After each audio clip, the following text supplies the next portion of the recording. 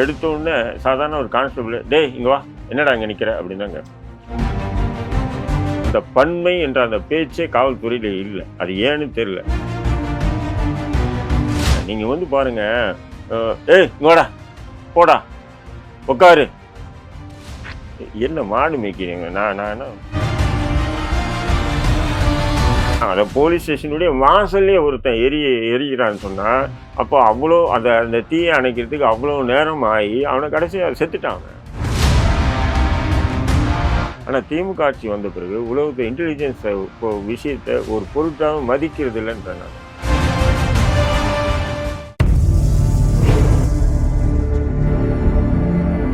வணக்கம்ண்ணா. வாங்க.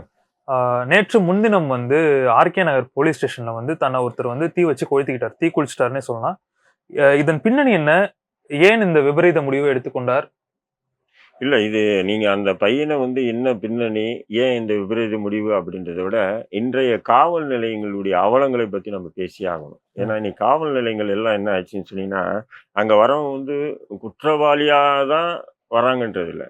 எத்தனையோ நிரபராதிகள் கூட புகார் கொடுக்க வருவாங்க. ஆனால் எல்லார்கிட்டையும் ஒரே மாதிரியான அணுகுமுறை தான் காவல்துறை வந்து பண்ணுறாங்க. இப்போ உதாரணத்துக்கு நீங்களே போவீங்க, ஒரு புகார் கொடுக்க போவீங்க. அது வயசுல மூத்தவரா இருக்கலாம், அல்லது கொஞ்சம் செல்வந்தரா இருக்கலாம், அல்லது படிச்சவனா யாரா இருந்தாலும் சரி. எடுத்த உடனே சாதாரண ஒரு கான்ஸ்டபிள், டேய் இங்க வா, என்னடா இங்க நிக்கிற அப்படின்னு தான் கேட்பான். இங்க வாங்க, என்ன விஷயம் அப்படின்னு கேட்கிற அந்த பன்மை என்ற அந்த பேச்சே காவல்துறையில இல்லை. அது ஏன்னு தெரியல. தென் மாவட்டங்கள்ல வந்து பாத்தீங்கன்னு சொன்னா, இப்ப சென்னையை சேர்ந்தவங்கன்னா அந்த உரிமையில பேசி பழக்கம். தென் மாவட்டங்களை சேர்ந்தவங்க வந்து பாத்தீங்கன்னா பன்மை தான், வாங்க போங்கன்னு சொல்லி பேசுவாங்க. ஆனா அவங்க கூட இங்க சென்னையில காவல் நிலையத்துக்கு வந்தாங்கன்னா, காவலர்களா வந்தாங்கன்னா, போலீஸா வந்தாங்கன்னா, அவங்க கூட அதை கத்துக்கிட்டு என்ன பண்றாங்கன்னா, இல்ல சென்னையில இப்படி பேசணும்னு நம்ம கெத்து அப்படின்னு சொல்லிட்டு யாரு போட்டோங்க. நீங்க வந்து பாருங்க, ஏய் இங்க வாடா, போடா, உட்காரு. என்ன மாடு மேய்க்கிறீங்க? நான் நான் என்ன உங்க வீட்டுல மாடு மேய்க்கிறோமா? இல்ல, மாடு மேய்ச்சா கூட அந்த மாதிரி பேசுறது வந்து தவறு தவறு தானே. அப்போ இந்த மாதிரி அணுகுமுறை இன்னைக்கு வந்து பாத்தீங்கன்னா கமிஷனரா இருக்கட்டும் அல்லது டிஜிபியா இருக்கட்டும், அடிக்கடி வந்து காவலருக்கு ஆலோசனை எல்லாம் கூறுறீங்க. இந்த ஆலோசனை முதல்ல கூறுங்க. காவல் நிலையத்துக்கு வரவன் எல்லாமே குற்றவாளி இல்லை. குற்றவாளி நீங்க பிடிச்சி வரீங்க, அவங்ககிட்ட ஒண்ணு அப்படி கடுமையா நடந்துங்க. அப்பதான் அவங்ககிட்ட இருந்து உண்மையை கறக்க முடியும் அப்படின்றதுக்காக நீங்க நடந்துங்க. ஆனா காவல் நிலையத்துக்கு வரவனெல்லாம் வந்து நீங்க இப்படி வந்து ஒருமையில பேசுறதும் சான்ற ஒன்றும் இல்லை. நீங்கள் வண்டியில் போயிட்டே இருங்க. வண்டி நிப்பாட்டுறாங்க. நிப்பாட்டினோடனே காரை நிப்பாட்டினோடனே என்ன பண்ணுறான்? இறங்குன்றான். என்ன சார்? தாண்டி சாவியை இல்லை இல்லை, இறங்குன்றான். என்ன சாருன்னு கேட்கறது இல்லையா? இறங்குன்றல, லைசன்ஸ் எடு, ஆர்சி புக் எடு. நானும் கேட்குறேன். எல்லாமே அந்த உரிமையிலே பாருங்க. சரி, காரில் உட்காந்துருங்க, யாரு என்ன, நீ ஏதாவது அவன் ஒரு ஆக்சிடென்ட் பண்ணிட்டு வந்துட்டான் அல்லது டிராஃபிக் உடைய ரூல்ஸை ஃபாலோ பண்ணல, அப்போ பிடிச்சி நீ வந்து அந்த ஒரு மேலே ஏன் வந்து சட்டத்தை மீறி நடந்துக்கிட்ட அப்படின்றதுக்காக நீ வந்து அந்த ஒருமையில் பேசி அந்த அந்த இளைஞர்கிட்ட நடந்துக்கிட்டா பரவாயில்ல. இறங்கு. எல்லாம் ஒருமை தான். அந்த பைக் இருந்தால் சாவி பிடிங்கிறது, இது இருக்குன்னா அது என்ன ஆச்சு, அது இருக்குன்னா அது என்ன ஆச்சு, அது இருக்குன்னா அது என்ன ஆச்சு. நாங்கள் என்ன பண்ணுறது? கவர்மெண்ட் சொல்லிட்டான் 100 ஃபைன் போட்டே ஆகணும், வேற வழியே இல்லை. எவன் தாலியை அறுத்து நீ வந்து ஃபைனை வாங்கி நீ அரசாங்கம் கொடுக்குறதுக்கு அப்போ காவலர் பணி எதுக்கு? இல்ல, எனக்கு ஒண்ணு என்ன புரியலன்னா, கவர்மெண்ட் சொல்லி ஒரு நாளைக்கு 100, ஒரு நாளைக்கு இல்ல ஒரு கட்டத்துக்கு நீங்க 100 போட்டே ஆகணும் அப்படின்னு அதாவது இது இல்ல கொடுக்குறாங்களா? இன்ஸ்ட்ரக்ஷன் அவங்களுக்கு கொடுக்குறாங்களா? இத்தனை கேஸை நீங்க பிடிச்சே ஆகணும்னு. அப்போ இவங்க என்ன பண்றாங்கன்னா, பிடிச்ச உடனே ஏதாவது ஒண்ணு இருக்குங்க. இல்லை ஒன்று லைசன்ஸை வீட்டில் மறந்துட்டு வந்திருப்போம், இல்லை இன்சூரன்ஸை வந்து வச்சுட்டு வந்திருப்போம், ஏதாவது ஒன்று இருக்கும், இல்லாமல் இருக்காது. அது அவங்களுக்கு நல்லாவே தெரியும். எல்லாத்தையும் பாக்கெட்டில் வச்சுட்டு கரெக்டாக போய் கரெக்டாக வரணும்னா ஆஃபீஸில் வேலை செய்யணும்னா கரெக்டாக போயிடும். பிஸ்னஸ் பண்ணாலும் அவன் என்ன டென்ஷனில் போகிறான்னு தெரியல. பாக்கெட்டில் இருக்கிற இது லைசன்ஸை பாக்கெட்டில் வைக்கிறோமான்னு இல்லை தெரியாமல் தான். ஏன் சொன்னால் இன்றைக்கி வந்து ஒரு 100 ரூபாய் சம்பாதிக்கணும்னா கூட 100 பேர்கிட்ட போட்டி போட்டு தான் 100 ரூபாய் சம்பாதிக்க வேண்டிய நிலை இருக்குது. இன்றைக்கி பொருளாதாரத்தினுடைய வீழ்ச்சி அப்படி இருக்குது. இதெல்லாம் உள்வாங்காமல் நீ நிப்பாட்டிட்டு இறங்கு, வா, போ. என்னடா நீங்கள் என்னென்ன எனக்கு ஒன்றுமே புரியலையே. காவல்துறையா இல்லை நீங்கள் மக்களை ஆடு மாடுகளா மேய்க்கிறீங்களா? நீங்கள் எங்களை ஆடு மாடுகள் மாரி பார்க்குறீங்களா? ஒன்றுமே புரியல. ரொம்ப வல்கர். அப்போ அப்படி இருக்கும்போது தான் இப்போ இந்த ராஜ்குமார் என்ற இந்த பையன் வந்து பார்த்தீங்கன்னு சொன்னா, இவன வந்து ஏற்கனவே கூட்டின்னு போயிருக்காங்க. கூட்டின்னு போய் இப்போ இவனுடைய செல்ஃபோன் எல்லாம் வாங்கிட்டு இருக்காங்க. வாங்கிட்டு அதன் பிறகு என்ன பண்ணியிருக்கான், இவன் வந்து தண்ணி அடிச்சுட்டு, அதாவது மது அருந்திக்கிட்டு கலாட்டா பண்ணாப்புல, பெண்கள் கிட்டலாம் தவறா நடந்துக்கிட்டாப்புல ம். அப்படின்னு சொல்லி புகார். அதன் பிறகு அவனுடைய தம்பி போய் எழுதி குடுத்துட்டு, இல்ல அந்த பையன் அப்போ சொல்லியிருக்கான், "நான் மதுவும் அடிக்கல. ஆனா அங்க ஒரு பிரச்சனை இருந்தது. ஆனா எங்களுக்குள்ள பிரச்சனை. அது வந்து அங்க பெண்கள் இல்ல, எதுவும் இல்ல." அப்படின்னு சொல்லும்போது போலீஸு அதான் ஒரே மாதிரி அடிச்சு, அ இது 75 கேஸ் ஏதோ போட்டு என்ன பண்ணிட்டாங்க தொரத்திட்டு இருக்காங்க. ஆனா செல்ஃபோன் வாங்கி வச்சு அடுத்த நாள் வந்து என்ன பண்ணியிருக்காங்க, இவரு அந்த பட்டற வேலை ஏதோ செய்றாரா, அங்கேயே போயிட்டு அ காவல்துறை யூனிஃபார்மோட போயிட்டு, கொஞ்சம் "அவன வெளிய வான்னு" சொல்லி சட்டைய பிடிச்சு இழுத்து இதெல்லாம் வந்து பண்ணியிருக்காங்க. அந்த மன உளைச்சல்ல தான் வந்து என்ன பண்ணியிருக்கான், போயி தீக்குளிச்சு செத்துருக்கான் அந்த பையன். ம். ம். ம். புரியுதுங்களா? இது வந்து அவனுடைய தம்பியும், அவனுடைய அம்மாவும் சொல்றாங்க. இந்த ம். விஷயம் தான் அவங்க மனைவியும் சொல்றாங்க. இந்த விஷயம் இப்படின்னு. ஆனா, நான் என்ன சொல்றேன், ஒரு காவல் நிலையத்துல எப்பவுமே பாரான்னு ஒருத்தன் நிப்பாங்க. ஆமா. அந்த பாராட்டி தீய பார்க்கறது 2 கான்ஸ்டபிள் அந்த நிப்பாங்க. தீய பாருங்க, கொழுந்து விட்டு எரியுது. ம். புரியுதுங்களா? இவங்க தண்ணி ஊத்துறாங்க. தீய வந்து ஒருத்தனுடைய உடம்புல தீ பிடிச்சுச்சுன்னா, தண்ணியே ஊத்தக்கூடாதுன்ற விதி சிறு குழந்தைக்கு கூட தெரியும். காவல் நிலைய அதிகாரிக்கு தெரியாதா? காவல் நிலையத்துல இருக்குன்னு தெரியாதா? இன்னொன்னு என்னன்னா, அந்த இடத்துல ஊத்திட்டு அவன் வரான்றப்பயே அவன வந்து தடுத்து ஏங்க நிறுத்திருக்கலாமே. இதெல்லாம் வச்சிருக்கணுங்க. அந்த தீ அணைக்கக்கூடிய கேஸ் எல்லாம் ஸ்டேஷன்ல இருக்குங்க. ஃபயர் எல்லாமே எக்ஸ்டிங்விஷர் இருக்கும். இருக்கும். இருக்கும். எல்லாமே இருக்கும். ம். அவன் கொழுந்து விட்டு எரியுது. இவங்க பக்கத்துல இருக்கக்கூடிய குழாயில தண்ணி அடிச்சுட்டு எடுத்து ஊத்துறாங்கன்னு சொன்னா, உண்மையிலே அவன் கொளுத்திக்கிட்டானா, அவன் கொளுத்திக்கிறேன்னு சொல்லும்போது, ஐயோ! கொளுத்திக்கிடான்னு கொளுத்தி விட்டாங்களான்னு தெரியல. ஏன்னா காவல் நிலையம் இல்லையா? ம். 24 ஹவர்ஸ் விழிப்போட இருக்கணும் இல்லையா? ம். ஏதோ ஒரு இடத்துல ஒரு பங்களாக்கு முன்னாடி தீ குளிச்சுட்டான், அல்லது ஒரு தலைவர் வீட்டுக்கு முன்னாடி தீ குளிச்சுட்டான், அல்லது ரோட்ல போகும்போது தீ குளிச்சுட்டான், யாரும் கவனிக்கல. அதனால முழுக்க எரிஞ்சிச்சான் அப்படின்னு சொன்னா நம்பலாம். காவல் நிலையத்துல வாசப்படலையே. வேற எங்கேயும் கூட இல்ல. காவல் நிலையத்துக்கு முன்னாடி ரோடுக்கு அந்த பக்கம், ம். அல்லது காவல் நிலையம் இங்க இருக்குன்னா இந்த ஆக்சுவலா அந்த பக்கம். காம்பவுண்ட் இருக்கும். ஆர்கேட் போலீஸ் ஸ்டேஷன் நான் ம். பார்த்திருக்கேன். காம்பவுண்ட் இருக்கும். காம்பவுண்ட தாண்டி உள்ள போனா தான் வாசல் இருக்கும். வாசல் அங்க ஆ. வாசல்லயே எரியுது பாருங்க. அந்த போலீஸ் ஸ்டேஷனுடைய வாசல்லயே ஒருத்தன் எரியிறான்னு சொன்னா, ம். அப்போ அவ்ளோ அந்த அந்த தீய அணைக்கிறதுக்கு அவ்ளோ நேரம் ஆயி, அவன கடைசியா செத்துட்டான் அவன். ம். தீவிர ரொம்ப ஆபத்தான நிலையில மருத்துவமனையில சேர்த்திருக்கான், செத்துருக்கான். அப்போ இது ஒரு அலட்சிய போக்கு தானே. ம். இது பெரிய அலட்சிய போக்கு தானே. அப்போ காவல்துறை என்பது நீங்க மக்களுடைய வரி பணத்தில் சம்பளம் வாங்கக்கூடிய சாதாரணமான ஊழியர்கள் தான் நீங்க. ம். நீங்க வானத்திலிருந்து குதிச்ச தேவ தூதர்கள்லாம் இல்ல. அதனால வரவனும் போறவனும் எவன்னு தெரியாம வா, போ, நில்லு, அ இறங்கு, இந்த மாரி டயலாக் எல்லாம் தவிர்த்தாங்கன்னு சொன்னா நல்லாருக்கும். இல்லன்னு சொன்னா, இப்ப இது போன்ற விஷயங்களுக்காச்சும் நீங்க விழிப்புணர்வோட இருக்கணுமா? உங்களுக்கு 1000 ட்ரஸ்ட் இருக்கலாம். காவலர்களுக்கு 1000 ட்ரஸ்ட் இருக்கலாம். அ ஏன்னா பணிச்சுமை அதிகமா இருக்கலாம். உங்களுடைய ஹையர் ஆஃபீசர், ம். அதாவது ஒரு கான்ஸ்டபிள வந்து ஏடு மிரட்டுவார். ஏட வந்து எஸ்ஐ மிரட்டுவார். எஸ்ஐ இன்ஸ்பெக்டர் மிரட்டுவார். இன்ஸ்பெக்டர டிஎஸ்பி மிரட்டுவார். டிஎஸ்பி வந்து டிசி மிரட்டுவார். டிசிய ஜேசி மிரட்டுவார். இப்படி உங்களுக்கு ஒரு வந்து ஹையரார்கி இருக்கும். ஒரு இது இருக்கு. உங்களுக்கு ஒரு புரோட்டோகால் இருக்கு. அவங்கவங்க சொல்லக்கூடிய அந்த ட்ரஸ்ட் உங்களுக்கு அதிகமா இருக்கலாம். அதனால குடும்பத்தில உங்களால வந்து நல்ல நிகழ்ச்சிக்கோ, கெட்ட நிகழ்ச்சிக்கோ கலந்து கொள்ள முடியாம கூட இருக்கலாம். அதுக்காக அந்த வெறி, அந்த ஆத்திரம், அந்த கோவத்தெல்லாம் வந்து பொதுமக்கள் மத்திய காட்டாதீங்கன்றேன் நீங்க. ம். புரியுதுங்களா? அது காட்டினா அது எந்த வகையில ஏற்றுக்கொள்ள முடியும்? இல்ல பொதுமக்கள் மீது காட்டுறாங்கன்றத தாண்டி, அவர் இத்தனைக்கும் தவறு பண்ணல அப்படின்னு சொல்லி வராரு. அந்த இடத்துல அவர தடுத்திருக்கக்கூடிய நிலைமையில தானே 2 காவலர்கள் வாசல்ல நின்றுப்பாங்கன்றேன். அதுதாங்க நான் சொல்றேன். வேற எங்கேயாவது இவன் தீ குளிச்சு செத்துட்டான்னு சொன்னா நம்ம விட்டுருவோம். எங்கேயோ போய் கொல்லு செத்துட்டான். இவன் ஒரு ஸ்டேஷனுக்கு முன்னாடி போறான்னா அவன் கேனோட வரான். ம். நீங்க எல்லாமே உங்களுக்கு தெரியுது. அங்க பாரா இருப்பாரு. எப்பவுமே ஒரு எப்பயுமே துப்பாக்கி 2 பேரா போட்டிருப்பாங்க. 2 இல்ல கான்ஸ்டபிள் இருப்பாங்க. ஒருத்தராச்சும் நிப்பாரு. ஒருத்தராச்சும் எங்கேயோ போனாலும் நிப்பாரு. அப்படிங்கும்போது அவன் கேனோட வரான்னு சொல்லும்போது, போலீஸ் ஸ்டேஷனுக்குள்ள அவன் ஊர் தூங்குற வெள்ளியும், அந்த கேன எடுத்து பெட்ரோல ஊத்திக்கிறது வெள்ளியும், அவன் தீக்குச்சி எடுத்து கொளுத்துற வெள்ளியும், காவல்துறை என்ன பண்ணிட்டு இருக்கு?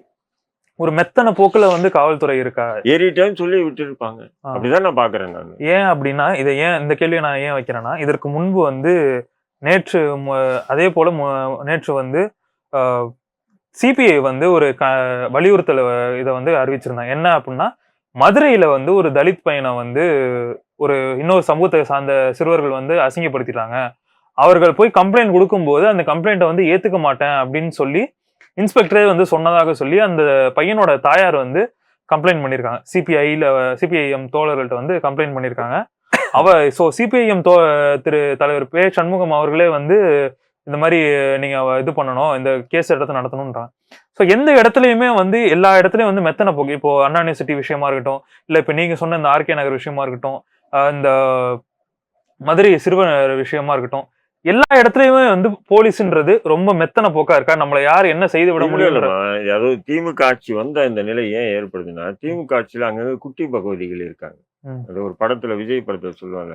ம், மெயின் பகவதி நான் தான் குட்டி பகவதின்னு இவரு சொல்லுவாரு. வடிவேலு சொல்லுவாப்புல. ம், அந்த மாரி குட்டி பகவதி இருக்காங்க. ம், என்னன்னு சொன்னீங்கன்னா, இப்ப மற்ற ஆட்சிகள் இருக்கும்போது, அந்த இன்டெலிஜென்ஸ்ன்னு இருக்கு. உளவுத்துறைன்னு இருக்கு. ம், இன்டெலிஜென்ஸ் உடைய ரிப்போர்ட்ட வந்து முழுமையா உள்வாங்குவாங்க. அது ம், வாங்கிட்டு அவங்க ஒரு ரிப்போர்ட் போட்டு, அந்த எஸ்எஸ்பி மூலியமா முதல்வருக்கு கொண்டு போவாங்க. அப்ப முதல்வர் வேற ஏதாவது திட்டம் வச்சிருந்தாலும், கட்சி ஏதாவது திட்டம் வச்சிருந்தாலும் உடனே மாத்திக்குவாங்க. ஏன்னா எஸ்எஸ்பி அந்த உளவுத்துறையுடைய ரிப்போர்ட்ட வந்து அவ்வளவு கண்ணும் கருத்துமா பார்ப்பாங்க. ம், ஆனா திமுக ஆட்சி வந்த பிறகு உளவுத்துறை இன்டெலிஜென்ஸ் விஷயத்த ஒரு பொருட்டாவே மதிக்கிறது இல்லன்றேன் நானு. ம், காரணம் என்னன்னு சொன்னீங்கன்னா, அ இவங்க வாங்கி அப்படியே டிஜிபி கிட்ட குடுத்து, டிஜிபி வந்து அத ஒரு ரிப்போர்ட்டா அனுப்பிச்சா கூட எல்லா மாவட்டம் ஏத்துக்கிறது இல்ல. ஏன்னு சொன்னா, அங்கங்க ஒவ்வொரு மாவட்டத்துக்கும் ஒவ்வொரு மாவட்ட செயலாளர் இருக்காங்க. இப்போ திருச்சியில எடுத்துங்க.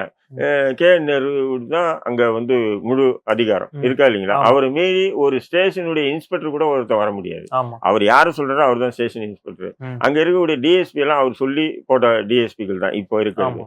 அதே மாரி எஸ்பி யாரு அவர் சொல்லக்கூடிய நபர் தான். ம், கமிஷனர் யாரு அவர் சொல்லக்கூடிய நபர் தான். இதே மாரி பார்த்தீங்கன்னு சொன்னா, இப்ப வேலூர் எடுத்தீங்கன்னா, துரைமுருகன். ம். புரியுதுங்களா உங்களுக்கு? புரியுது. அதே மாரி ஒரு ஒரு மாவட்டத்துக்கு ஒரு ஒரு மினிஸ்டர் இருப்பாங்க. குட்டி குட்டி பகவதிகள் இருக்காங்க. அப்படி ம், இருக்கும்போது, இங்க டிஜிபிலேருந்து இவங்களுக்கு என்னதான் வந்து ஒரு ஒரு ரிப்போர்ட் போனாலும், அவங்க அத கண்டுக்கிறது இல்ல. நமக்கு தான் குட்டி பகவதி ஆசி இருக்கு இல்லையா? ம், நம்ம எதுக்கு இவங்க பேச்ச கேட்கணும்? ம், அப்போ அதிகாரிகளுக்குள்ள அந்த ஆக்சுவலா புரோட்டோகால் இருக்கு பாத்தீங்களா? அந்த ம், புரோட்டோகால ஃபாலோ பண்றது இல்ல. ஒரு ம், அதாவது ராணுவத்துல எப்படி இருக்கு? புரோட்டோகால் தான். ம். உத்தரவு போட்டா நம்ம ஏன் எதுக்குன்னு ஒபே த கேட்கக்கூடாது. கமாண்ட். Obey the command. ஏன் எதுக்குன்னு கேட்கக்கூடாது. அதான் போலீஸ். ம், அப்போ ஒரு டிஜிபி ஒரு உத்தரவு போட்டாருன்னு சொன்னா, அந்த மாவட்ட எஸ்பி உடனே அத அமல்படுத்துவான். ம், புரியுதுங்களா? ம், இப்ப அது பண்றது இல்ல. ஏன்னா அப்படியே டிஜிபி உத்தரவு போட்டு அனுப்பிச்சாலும், ம், மாவட்ட எஸ்பி அத அமல்படுத்தும்போது, "ஏய் என்னய்யா இருக்கணுமா வேணாமா? இங்கேருந்து ஓட போறியான்னு?" கேட்கறாங்க. ம், உதாரணத்துக்கு. ம், அப்ப அவன் என்ன பண்ணுவான்? டிஜிபி குடுத்த உத்தரவு அமல்படுத்துவாங்களா? அங்க இருக்கக்கூடிய குட்டி பகவதி மாவட்ட தலைவர், மாவட்ட செயலாளர் சொல்ற உத்தரவை பின்பற்றுவாங்களா? ம், அப்ப காவல்துறை வந்து ஒரு விதமான தடுமாற்றத்தை இன்டெலிஜென்ஸ் டோட்டல் ஃபெயிலியர்ல இருக்கு. ம், உளவுத்துறை இருக்கு இல்லைங்களா? இப்ப ஆம்ஸ்ட்ராங் படுகொலை எல்லாம் வந்து இன்டெலிஜென்ஸ் ஃபெயிலியர் தான் அது. ம், புரியுதுங்களா? ஆம்ஸ்ட்ராங் ஒண்ணும் சாதாரணமான நபர் இல்ல. ஒரு அரசியல் ஆளுமை, ஒரு தேசிய கட்சியினுடைய மாநில தலைவர். ம், அவருடைய கொலை நடக்குது. அதுக்கு இன்டெலிஜென்ஸுக்கு தெரிஞ்சிருந்து விட்டாங்கன்னு சொன்னா, இதெல்லாம் மாநில அரசினுடைய மிகப்பெரிய தவறு. அத மறைக்கிறதுக்கு தான் இவங்க என்ன பண்றாங்க? அவசர அவசரமா 2, 3 என்கவுண்டர் பண்றாங்க. அந்த வழக்கில் சம்பந்தப்பட்ட திருவங்கடத்தையும் என்கவுண்டர் பண்றாங்க. இவ்ளோ கூத்தும் பண்ணுது. புரியுதுங்களா உங்களுக்கு? ம், அப்போ இந்த காவல்துறை வந்து பார்த்தீங்கன்னு சொன்னா, டோட்டலா டிஎம்கே வந்த பிறகு இப்போ ஒண்ணும் இல்லைங்க. இப்போ வந்து அண்ணா நகர் ஏசி இன்ஸ்பெக்டர் யார் இருக்கணும்? தீர்மானிக்கிறது யாருன்னு சொன்னீங்கன்னா, அங்க இருக்கக்கூடிய திமுக காரங்க தான். ம், காச வாங்கிட்டு இன்ஸ்பெக்டரா போறான். அப்ப ம், அவங்க அங்க வந்துட்டு என்ன பண்றாங்கன்னா, அவங்களுக்கு அவங்க சொல்ற ஆளுக்கு இப்போ ஃபோன் பண்ணி சொல்றாங்கன்னு வச்சுக்கங்களேன், நீங்க ரஹீம் மேல எஃப்ஐஆர் போடுங்கன்னா போட்டுரும். ம், ரஹீம் குற்றவாளியா, நிரபராதியான்றது இல்ல. இது மேல எஃப்ஐஆர் போடு, போட்டுரும். சார் போட்டேன் சார் எஃப்ஐஆர் கிழிச்சு போடு, கிழிச்சு போடு. அப்ப காவல்துறை சுதந்திரமா இயங்கல இன்னைக்கு. இன்னைக்கு இருக்கிற நிலை அதான். காவல்துறை சுதந்திரமா இயங்க முடியல. ம், அதுக்கு காரணம் டிஎம்கே ஆட்சி வந்தா தான் இது இப்படி இருக்கு. நானும் வந்து ரொம்ப இது பண்ணியிருக்கேன். ஒரு கால் டிஎம்கே ஆட்சி வந்தா போலீஸ் எல்லாம் சேர்ந்து திமுகவுக்கு எதிரா செயல்படுதோ! ம், இப்படியெல்லாம் நான் நினைச்சது உண்டு. ம், அதிமுக ஆட்சி வந்தா ஃபுல்லா போலீஸ் வந்து நல்லா ஒர்க் பண்றாங்க. இப்போ உதாரணத்துக்கு பார்த்தீங்கன்னா, அதிமுக ஆட்சியில சிறையிலே ஒரு பிரச்சனை இருக்கும். ம், அ அ நான் எனக்கு தொடர்பு கொண்டா நான் உடனே உயர் அதிகாரிகள போய் சந்திப்பேன். ம், சந்திச்ச உடனே அந்த விஷயத்த உடனே வாங்குவாங்க, உடனே அனுப்புவாங்க, உடனே அது பிரச்சனை கிளியர் பண்ணுவாங்க. ம், பட் இப்ப டிஎம்கே ஆட்சிக்கு வந்த பிறகு, அதுபோல நெறைய பிரச்சனை. இப்ப சமீபத்தில கூட வந்து எங்க முஸ்லீம் போலீஸ் பகுதியும் பன்னாரி இஸ்மாயில், பிலால் மாலிக் 3 பேரையும் கடுமையான முறையில சிறைத்துறை தாக்கியிருக்கு. ம், இது சம்பந்தமா நான் எல்லா அதிகாரிகளையும் பார்த்துட்டேன். இன்ன வரையும் அது தீர்வு கிடைக்கல. கடைசியா நாங்க என்ன பண்றோம்? நீதிமன்றம் தான் போறோம். ஆனா அதிமுக ஆட்சியில அப்படி இல்ல. அந்த இன்டெலிஜென்ஸ் ஐஜிய போய் பார்த்தோம்னு சொன்னா, ம். அவர் என்ன பண்ணுவாரு, அந்த கவர்மெண்ட்டுக்கு ஒரு சின்ன கெட்ட பேர் கூட வரக்கூடாது. டக்கு டக்கு டக்குன்னு அது என்ன இருக்கு முடிச்சு விடுவாரு விஷயங்கள. இன்னைக்கு இந்த மாதிரியான விஷயங்கள் நடக்குது அப்படின்றப்போ கட்சியில இருந்து என்ன இந்த மாதிரி நடந்துகிட்டு இருக்கு பார்க்க மாட்டீங்களா அப்படின்னு யாருமே வந்து கேட்கறது இல்ல. ஏன்னா முதல்வர் கட்பாட்டுல நேரா இருக்கிற டிபார்ட்மெண்ட் வந்து போலீஸ் டிபார்ட்மெண்ட். அப்ப முதல்வர் இதெல்லாம் தெரிஞ்சு வச்சுக்கிட்டு ஆல்ரெடி அண்ணா யூனிவர்சிட்டி இஷ்யூ அவ்வளவு பெருசா ஆக்குனதே ஒரு தவறான விஷயம். அதுக்கு நாங்க நடவடிக்கை எடுப்போம் அப்படின்னு சொல்லி முடிச்சாங்க. அதை தொடர்ந்து இந்த மாதிரியான பிரச்சனைகள் வந்துகிட்டு, ஏன்னா இதெல்லாமே வந்து ரொம்ப சீரியஸா பார்க்க வேண்டிய விஷயமா இருக்கு.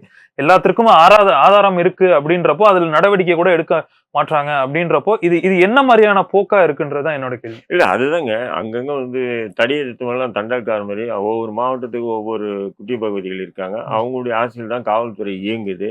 அதனால டிஜிபி சொன்னாலோ, அல்லது அ இன்டெலிஜென்ஸ் ஐஜியோ, இன்டெலிஜென்ட் இன்ட் சொன்னாலோ கேட்கிறதே இல்ல யாருமே. ம். அதிகாரிகள். ஒரு முன்னாடியெல்லாம் எப்படின்னு சொன்னா ஏடிஎம்கே ஆட்சியில ஒரு எஸ்பி உளவுத்துறை எஸ்பி வந்து ஃபோன் பண்ணா கமிஷனர் வந்து என்ன சொல்லுங்கன்னு கேட்பாரு. அந்த விஷயம் கேட்பாரு. அதெல்லாம் வரேன். இப்போ நீங்க வந்து இன்டெலிஜென்ஸ் வந்து ஒரு குடுப்பீங்க. இந்த மாதிரி சார் இங்க ஒரு பிரச்சனை இருக்குன்னு. இந்த இன்டெலிஜென்ஸோட இத வாங்கி மேலிடத்துக்கு போய் அது அங்கேருந்து திருப்பி வரும். இப்ப இங்கேருந்து குடுக்குற இன்டெலிஜென்ஸ் மேல போகுதா? திருப்பி அங்கேருந்து வருதா? மேல போகுது. பட் அவங்க என்ன பண்றாங்கன்னு சொன்னா, அங்க இருக்கக்கூடிய மாவட்ட செயலாளர் இருக்காங்க இல்லையா? ம். அவங்களுடைய கட்டுப்பாட்டுல அந்த காவல்துறை இருக்கனால என்ன ம். பண்றாங்கன்னா, இத பொருட்படுத்துறது இல்ல. இப்போ உதாரணத்துக்கு நான் இப்ப திடீர்னு நெல்லைக்கு போறேன்னா, ம். என்னைய பத்தி நெல்லையில இருக்கக்கூடிய எஸ்பிக்கு தெரியாது. பட் இங்க இருக்கக்கூடிய இன்டெலிஜென்ஸ்க்கு தெரியும். யார் ம். சோ அண்ட் சோ இவன் யாருன்றது தெரியும். புரியுதுங்களா? புரியுது, உதாரணத்துக்கு புரியுது, சொல்றேன். புரியுது. அப்ப இவங்க என்ன பண்ணுவாங்கன்னா, இன்டெலிஜென்ஸ் இமிடியேட்டா ரிப்போர்ட் போடுவாங்க. இதே மாரி இந்த நேரத்துல இந்த ஃபங்ஷன்ல கலந்து நான்றது இல்ல. உதாரணத்துக்கு யார் அரசியல் கட்சி போறாரு, சீமான் போறாரு, அவர் போறாரு. அப்ப அங்க போடுவாங்க. போட்ட உடனே என்ன பண்ணுவோம், அவங்க அலாட் பண்றதோ, இல்லது அது எது இருக்கோ ரொம்ப இதுவாகுது. பட் இப்போ வந்து அந்த மாரி ஒரு ஒரு எப்படின்னா ஒரு செயின் லிங்க் இல்லாம இருக்கு இப்போ. ஏன்னு ம். சொன்னா அது ஒரு செயின் லிங்க் அது ம். அந்த இது ஃபுல்லா போலீஸ். ம். ம். ம்.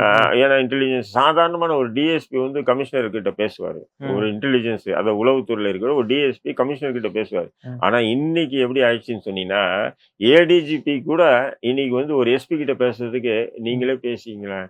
அவரு ஒரு மாதிரியா அப்ப என்ன காரணம்? புரியுதுங்களா உங்களுக்கு? அந்த ஏன்னா ஒரு இங்க இங்க இங்க நேரடியான ஆசீர்வாதங்கள். அவன் வந்து அந்த அதிகாரத்துல என்ன பண்றாங்கன்னா, அந்த நேரடி ஆசீர்வாதம் இங்க இருக்கு. அப்படி ம். இருக்கும்போது அவங்களால ஒண்ணுமே பண்ண முடியல. ம். இது உண்மையிலே சொல்றேன். ஏடிஜிபி வந்து ஒரு எஸ்பி கிட்ட பேசுறதுக்கு தயங்குறாரு. ம். ஒரு ஜேசி வந்து ஒரு ஏடிஜிபி கிட்ட பேசுறதுக்கு தயங்குறாரு. அப்படி ஒரு நிலை இருக்கு. அப்ப இது காரணம் என்னன்னா, நிர்வாக கோளாறு. அந்த காவல் நிலையத்தில ஏற்படக்கூடிய இந்த குளறுபடிகளுக்கெல்லாம் நிர்வாக கோளாறு தான். இதுக்கு வந்து இந்த கமாண்டிங் யார்கிட்டயாச்சும் ஒருத்தங்கிட்ட குடுக்கணுங்க போலீஸ. ம். அது நீங்க ஸ்டாலின் கிட்ட குடுக்குறீங்களா? இல்ல உதயநிதி ஸ்டாலின் கிட்ட இருக்கா? இல்ல அவங்க பொண்டாட்டி கிட்ட குடுக்குறீங்களா? இல்ல அவங்க அப்பாட்டி யார்கிட்டயாச்சும் குடுத்து விடுங்க. ஆனா ஒருத்தர் கமாண்டிங் இருக்கணும். ம். அதுதான் வந்து ஜெயலலிதா அதிமுக ஆட்சியில பார்த்தீங்கன்னா, நீங்க ஒரு கரவெட்டி கூட ஸ்டேஷனுக்குள்ள பார்த்திருக்க மாட்டீங்க. ஆமா. நான் திமுகவுக்கு எதிரா பேசுறேன்னு சொல்றது இல்ல. ம். ஒரு கரவெட்டி கூட பார்க்க மாட்டீங்க. ம். ஆனா இன்னைக்கு திமுக ஆட்சிக்கு வந்த பிறகு, ஒரு ஸ்டேஷன வந்து வட்டச் செயலாளர் மீறி ஒரு நடவடிக்கை எடுக்கிறது இன்ஃபாக்ட் ஸ்டேஷனுக்குள்ளே பூந்து அடிக்கிறாங்களே. இல்ல, இல்ல. வட்டச் செயலாளருக்கு தான் இன்னைக்கு ஸ்டேஷன் இன்ஸ்பெக்டரா இருக்காருல்ல. அப்ப ம். அவனே விரக்தி ஆகுறான். போடா மயிரு நம்ம என்ன இவ்வளோ கஷ்டப்பட்டு இவ்வளோ காசு செலவு பண்ணி இங்க வந்துட்டு, இவன் என்ன நம்ம எஃப்ஐஆர் போட்டா கிழின்றான், அ எஃப்ஐஆர் போடலனா போடுன்றான். அப்படின்ற அந்த விரக்தி எல்லாம் காவல்துறைக்கு. அதனுடைய ம். எதிரொலிகள் தான் இன்னைக்கு ஒரு காவல் நிலையத்துக்கு முன்னாடி கொழுந்துவிட்டு எரியுது. ஏதோ ம். வந்து நானும் வந்து ஃபர்ஸ்ட்டு அந்த வீடியோ வந்தது. ம். நான் அத ஒரு மனுஷன் எரியறான்னு நான் பார்க்கல நானு. ம். ஏதோ ஒரு பொருள் எரியிற மாரி தான் பார்த்தேன். அதுக்கப்புறம் பார்க்குறேன் அது மனுஷன் எரியறான்னா, அந்த காவல் நிலைய அதிகாரிகள் எல்லாம் ஒண்ணு சேர்ந்து தண்ணீய ஊத்துறாங்க பாருங்க. ஒருத்தன் உயிரோ ஒ அப்போ இவங்க தான் கொன்னது. என்னைய பொறுத்தவரையிலும் அதுக்கு வந்து எப்படின்னு சொன்னா, அந்த கொலை வழக்கு பதிவு செஞ்சு அந்த காவல் நிலையத்தில அந்த நேரத்தில டியூட்டி இருந்தவங்க அத்தன பேர் மீதும் வழக்கு போடணும் அதுக்கு. ம். அப்போ இது இது போன்ற நீங்க வரக்கூடிய உங்ககிட்ட வரக்கூடியவங்ககிட்ட அன்பா பேச மாட்டீங்க. வா போன்னு பெரிய மயிரு இவனுக்கு ஏதோ எங்கேருந்து வானத்தையும் குதிச்ச தேவதூதருக்கு மாரி இந்த காவல் யூனிஃபார்ம் எதுக்கு? ஒரு ரெஸ்பெக்ட். இப்ப நம்மோட 100, 200 பேர் நிப்போம். ஒரே ஒரு போலீஸ்காரன் வந்தா, "ஏய் எல்லாம் போன்னுவோம்." எல்லாம் கலைஞ்சு போயிடுவோம். எதுக்கு? இன்ஃபாக்ட் வந்து அவனுக்கு குடுக்குற ரெஸ்பெக்ட் இல்ல. அவன் போட்டிருக்கிற யூனிஃபார்முக்கு அந்த குடுக்கக்கூடிய ரெஸ்பெக்ட். யூனிஃபார்ம் ஏன் டெய்லியும் பெட்ரோல் போக சொல்லுவாங்கன்னா, அ அந்த ஏரியால போலீஸ்கார நடமாட்டம் இருக்கு நடமாட்டம் இருக்கு அப்படின்னு அப்படின்றதுக்காக மக்கள் சேஃபா இருக்கணும்ன்றதுக்காக அது அப்படின்னு பண்ணுவாங்க. தான் பண்றேன். அப்படி இருக்கும்போது, இன்னைக்கு அது தலைகீழா காவல்துறை வந்து தாங்க அந்த அதிகார வர்க்கத்துக்கு துணை போயி, தவறா நடந்ததனுடைய விளைவுகள் தான் இது. இதெல்லாம் திருந்துனாங்கன்னு சொன்னா நல்லாருக்கும். இல்லன்னு சொன்னா இது வரக்கூடிய தேர்தல்ல திமுகவுக்கு மிகப்பெரிய பின்னடைவா வந்து அமையும். நிச்சயம் சார். நீங்க சொன்ன ஒவ்வொரு விஷயத்தையும் காவல்துறை அதிகாரிகள் பார்ப்பாங்க. அண்ட் அத திருத்திக்குவாங்கன்னு நம்ம நம்புறோம். ரொம்ப நன்றி சார்.